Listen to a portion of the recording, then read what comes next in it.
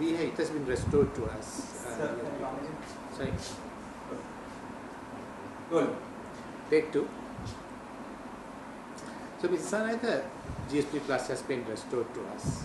And what has been the advantage of that? We have actually gained a lot of advantage when we look at the fisheries sector. The exports to the EU has been doubled, and 7,500 in the apparel sector. That is the highest exports to the EU from Sri Lanka. It has actually gained a lot of increase when it comes to exports.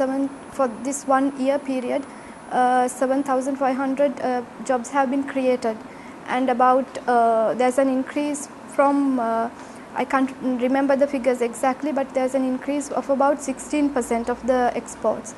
So there have been a lot of especially from the manufacturers side as well. They have said that especially when it comes to apparel sector, there are a lot of increases in exports. GSP Plus always comes with certain conditions, yes, particularly from the European Union. So,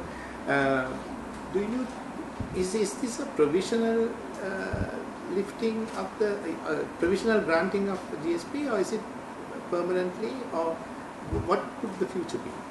Well, actually, GSP was withdrawn because of some of the conventions. Actually, Convention Against Torture, Convention Against Child Rights, and the International Covenant on Human and Civil and Political Rights, because according to them Sri Lanka couldn't maintain certain obligations.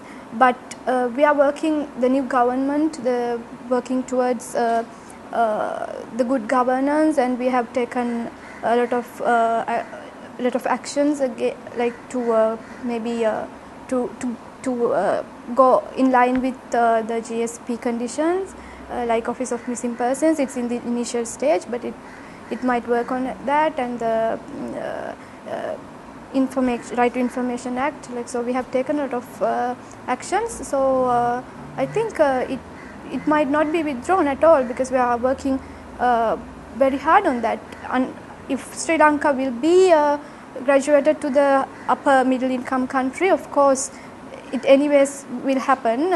GSP Plus will not be given to us anymore because of that. If not, I don't think that there will not be any barriers.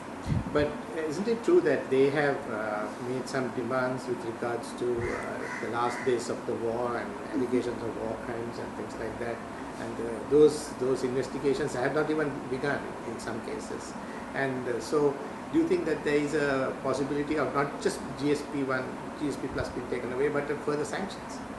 No, I don't think, because we are working on that, and from the international community we have a very good understanding, and we have been praised. The actions taken by the mechanisms actually done by the government are being praised. So I don't think there will be any sanctions, because we can see that there's a lot of praisings from the international community. Which one do you think will come first? Our income level will rise and we lose our vulnerability and eligibility for GSP Plus, or the investigations? I'm sorry, I didn't get investigations on... No, which one will come first? Yeah. I mean, our income level will rise, yeah, and therefore we lose that what is known as the vulnerability yes, status. Yes. And then the second, so I'm asking you, will that come first, or will the investigations come first? Investigations regarding the alleged war crimes. Yes, we have already started mechanisms against, like if there were any crimes happened, we have already started on that, the investigations, but so we are working on that. And GSP Plus, of course, by 2023, maybe if we become a upper middle income country, of course that will lose the vulnerability. So, but investigations, of course, it's happening even now. We have already started. Thank you.